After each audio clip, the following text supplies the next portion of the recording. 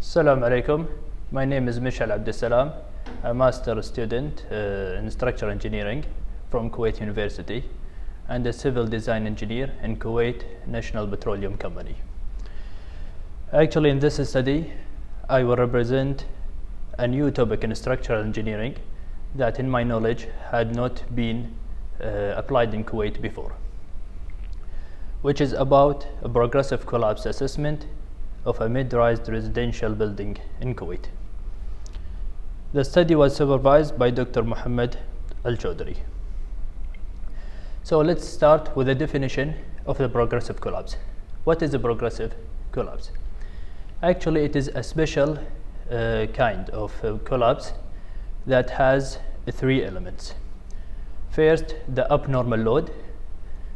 That could be a collision, explosion, or default in construction or design that exerted on the structure.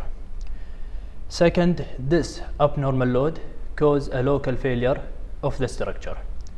Third, if this local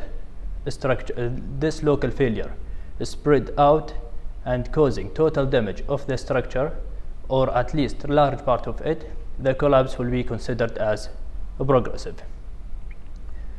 The progressive collapse provision first appeared in 1986 after the collapse of Ronant Point building in UK. After that, the provision transferred to US and other countries in mid-70s. Nowadays, the most famous progressive collapse provision that the one prepared by US General Service Administration GSA guideline. The objective of this study is to evaluate the potential for progressive collapse of mid-rise residential building in Kuwait. Actually, why these buildings are chosen? Because of several reasons. For example, because of high risk of human and property losses.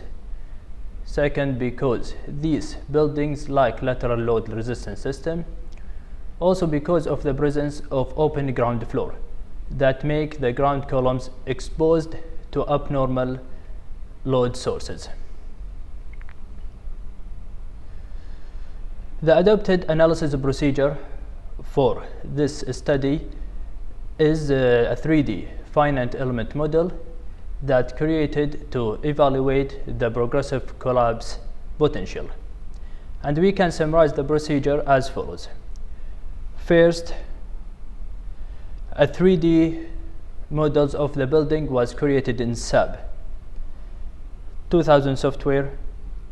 Then a nonlinear properties of each element was obtained from response softwares according to FEMA procedure, and this properties was applied to the SAP model.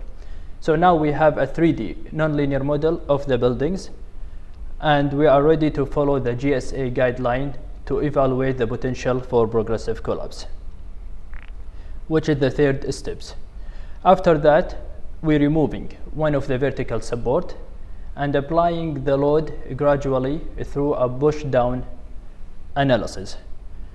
And finally, we study the behavior or the response or the act of the building after removing this vertical support.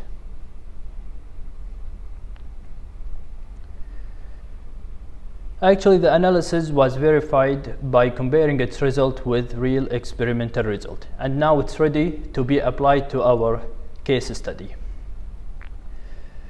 Our building is a 9-story residential reinforced concrete building in Kuwait.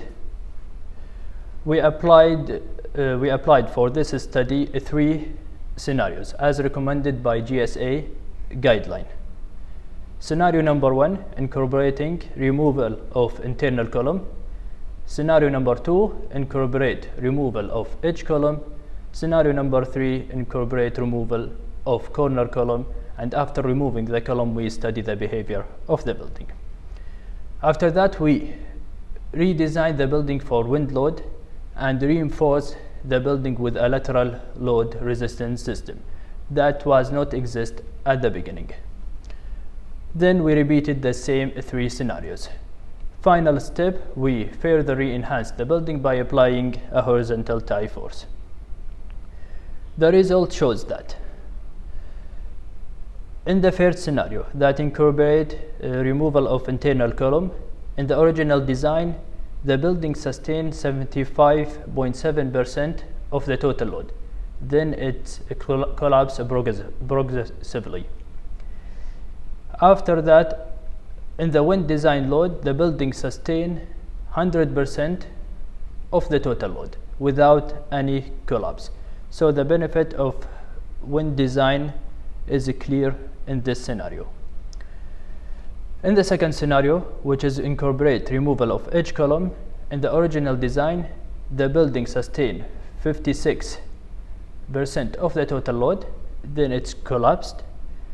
After that, in the wind design, the building sustained 80% of the total load, and the collapse area is decreased by about 25%. After applying the tie force reinforcement, the building sustained 100% in the second scenario without any collapse. In the third scenario, which is the most critical one, which incorporate removal of corner column. So the two simply supported beam now became a cantilever beams. In the original design, the building sustained 52% of the total load. In the wind design, it sustained 58% of the total load, and after applying the tie force, it sustained 68% of the total load, and the collapsed area is the same for the three buildings design.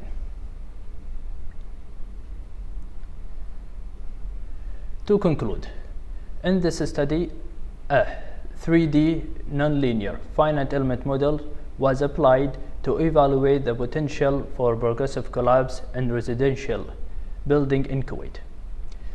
It was found that the mid-rise building in Kuwait is in high risk for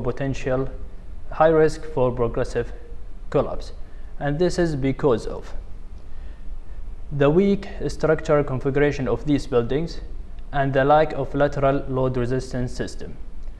And it was proved that this performance could be easily improved by providing lateral load resistance system, for example, designing for wing load. And this will increase only 0.5% of the total cost of the building. Also, in some locations that are far away from the lateral load resistance system, some tie force is needed to further enhance the behavior of the building. And thank you for listening. That's it. يعطيك العافية.